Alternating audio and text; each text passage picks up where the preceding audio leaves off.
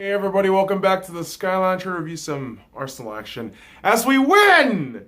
Yeah! 3-0 against Qarabag, Azerbaijan Football Club. Yeah! You can see my enthusiasm, right? Yeah, Europa League. Yeah, because it's not the Champions League. It's not the Champions League. But hey, we gotta win. 3 points. Continues our, 7 unbeaten match streak, whatever the fuck it is. And, this kid, Rob Holding, he was one of the stars of this match, I feel. Let's talk about this match. So, match starts off really early. 10 a.m. here, or actually 9:55 a.m. here, which annoys the fuck out of me. It's not 10 o'clock, it's under that fucking 10 o'clock, which is just, it's asinine that the time 9:55 a.m. for a match exists. Okay, that aside. We start off early. 5 minutes in, Socrates scores a goal from an El Neni corner. Chaos inside the box, and somehow Socrates is able to net that in. 1-0 to the Arsenal in the 5th minute of play. And you know what? Up until even the second half, Arsenal felt defensively out of place. They looked like they were scrambling a lot, especially from the midfield. I felt like the first half, Guendouzi wasn't really doing also well in the midfield. Although El Neni has been super consistent throughout this entire match, and I give him immense credit for anchoring that back midfield line. I mean, it was fantastic to watch that shit.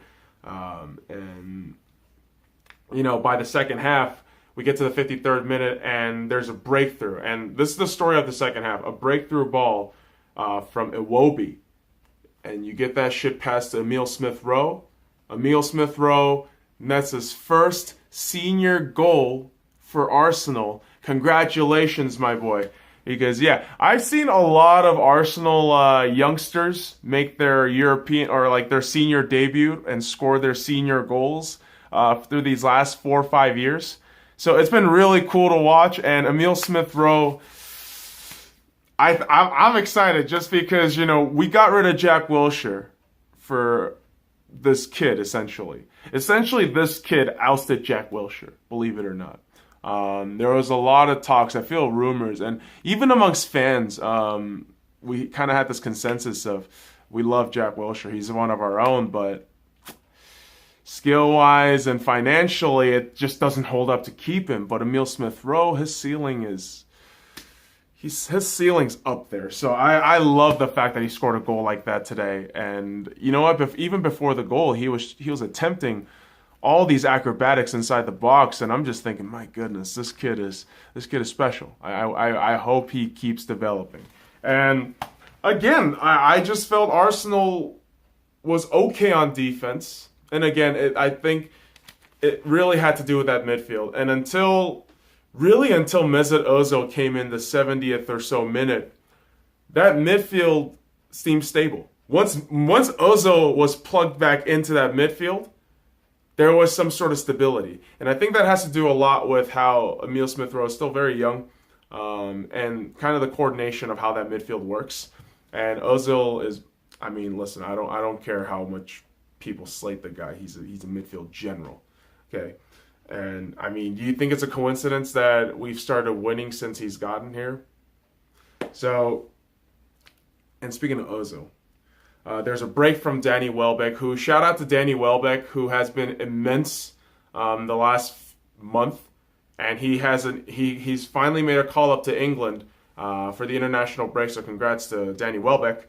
So Danny Welbeck defensively has been a stud. So defensively, he makes an interception, I believe, in our half. And the pass is to Ozil. Ozil, who's able to dance around, pass that to Lacazette. Lacazette, from outside the box, passes it to inside the box, passes it outside to Guendouzi. Guendouzi, from slightly outside the box, maybe a less than a centimeter more, shoots it from an acute angle from the right-hand side. And you just have to think, Arsenal still has great young pieces. And I have to also say Iwobi's name on here. Iwobi was absolutely incredible. I thought his pace was just, I couldn't believe what I was seeing.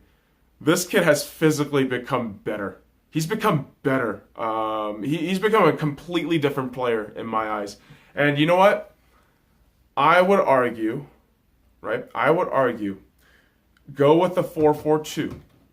Right? I would say go with the 4-4-2. Of foreign defense. Bellerin, Holding, actually Mustafi, Socrates in that back line, along with Monreal at the left back because he is still our best left back.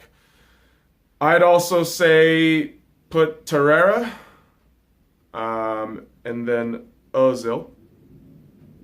Iwobi on the left, and fucking Mkhitaryan on the right.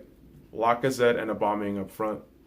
Now, I know that's a weird 4-4-2 formation going on there, like diamond 4-4-2, but I know I'm talking like tactics out my ass, but you know what, man? I would love to see that. I would love to see this fucking Iwobi 2.0. Iwobi 2.0 is incredible. I don't know what the fuck I'm seeing right now, but Iwobi has been fantastic in my perspective. And for Guendouzi to get this goal, it speaks volumes about our youngsters. And by the end, 3-0 to Arsenal. And Bernd Leno is a massive reason why this match was 3-0. If we still had David Ospina in the European competition, this match would have been 3-2, 3-all, or worst case scenario, 5-3. We would have lost. Shout out to Qarabag because they brought the offense all in.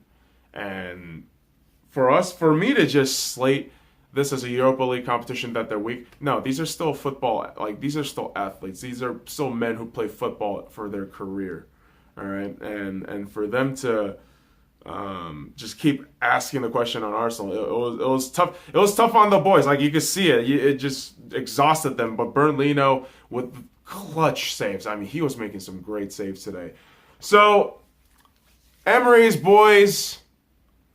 7-match win streak. This is kind of unprecedented. Although I would still say, relatively speaking, the competition has been weak. And yes, I would still say that Chelsea match should have been a draw because, oh man, I mean, it felt like a draw, but obviously Chelsea won the 3 points. Fair play to them, and Sarri is on fire. I'm not denying that shit.